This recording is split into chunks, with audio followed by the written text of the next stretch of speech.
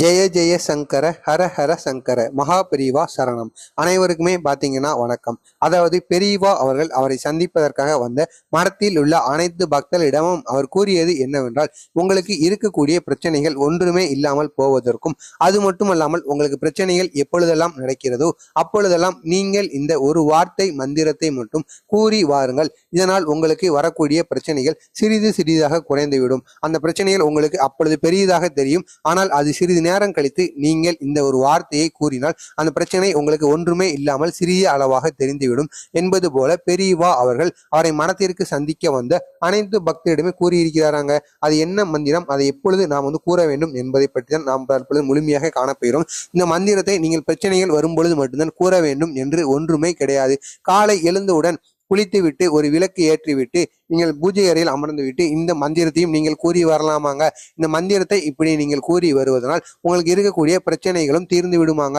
காலையிலே நீங்கள் இந்த மந்திரத்தை பிரச்சனைகள் வருவதற்கு முன்பாகவே கூறினாலும் உங்களுக்கு அன்றைய நாள் அன்று ஏற்படக்கூடிய பிரச்சனைகள் இருந்து சிறிது சிறிதாக உங்களுக்கு விலகும் என்று பெரியவா அவர்கள் உணர்த்தியிருக்கிறார்கள். மறக்காமல் இந்த சேனலுக்கு நீங்க சப்ஸ்கிரைப் பண்ணிட்டு இந்த வீடியோ உங்களுக்கு பயனுள்ளதாக இருக்கும் என நினைக்கிறேன். மறக்காம லைக் பண்ணிட்டு பாருங்க. அப்பொழுது பெரியவா பற்றிய அனைத்து செய்திகளும் அவரை பற்றிய மகிமையிலும் தொடர்ந்து உங்களுக்கு வந்து கொண்டே இருக்கும். அது என்ன மந்திரம் என்பதை தற்பொழுது காண்பிக்கிறேன்.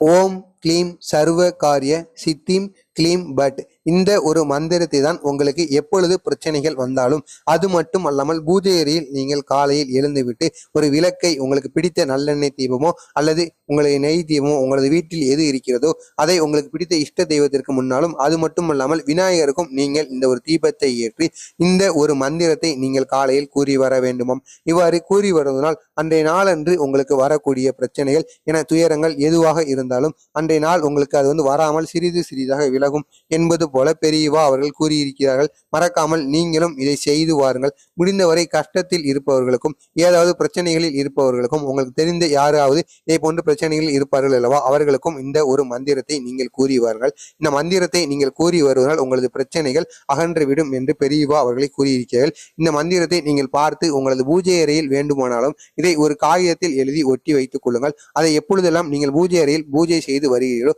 அப்பொழுதெல்லாம் இந்த மந்திரத்தை நீங்கள் கூறி வரலாம். இந்த மந்திரத்தை ஒரு நாளைக்கு ஒரு முறைதான் கூற வேண்டும், இருமுறைதான் கூற வேண்டும் என்று ஒன்றுமே கிடையாது. நீங்கள் எப்பொழுது வேண்டுமானாலும் கூறலாம். அப்படி கூறுவதனால் உங்களுக்கு நன்மைகள் மட்டுமே நடைபெறுமாங்க.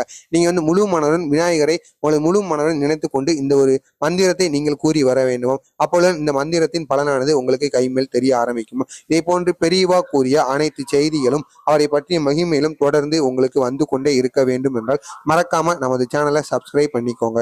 நடமாடும் தெய்வமாக நின்று காஞ்சிபுரத்தில் பெரியவா அவர்கள் அருளிய எளிய எளிய பரிகாரங்களும் அவரை பற்றிய மகிமையிலும் தொடர்ந்து நமது சேனல்ல பதிவிட்டு கொண்டேதான் இருக்கிறேன். மறக்காமல் அது அனைத்தையும் நீங்கள் பார்த்து அதையும் தெரிந்து கொள்ளுங்கள். இந்த வீடியோவிலும் இந்த பதிவிலும் உங்களுக்கு ஏதாவது சந்தேகங்கள் இருந்தால் கமெண்ட் வாயிலாக அதை கேளுங்கள், அதற்கும் நான் பதில் எழுதுகிறேன். மறக்காம இந்த சேனலை ஒரு 4 பேருக்கு ஷேர் பண்ணி அவர்களையும் இந்த பெரியவா கூறிய இந்த எளிய பரிகாரங்களையும் செய்து வர சொல்லுங்கள்.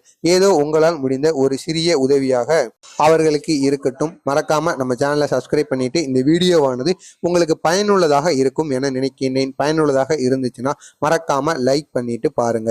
பெரியவா பற்றிய அனைத்து அப்டேட்டுகளும் அவரை பற்றிய மகிமைகளும் அவர் கூறிய அனைத்து எளிய பரிகாரங்களும் தொடர்ந்து நம்ம சேனல்ல வந்து கொண்டேதான் இருக்கும். மறக்காம சப்ஸ்கிரைப் பண்ணிக்கோங்க. நல்லதே நினையுங்கள், உங்களது வாழ்க்கையில் நல்லது மட்டுமே நடக்கும். பொறாமை எண்ணம் கொண்டவராக இருக்காதீர்கள். முடிந்தவரை எல்லாருக்கும் இருப்பதை கொடுத்து உதவுங்கள். அப்பொழுதுதான் உங்களது வாழ்க்கை பிரகாசமாக இருக்குமாங்க. நல்லதே நினையுங்கள், உங்களது வாழ்க்கையில் நல்லது மட்டுமே நடக்கும். நன்றி, வணக்கம், மகிழ்ச்சி. அடுத்த வீடியோவில் சந்திப்போம்.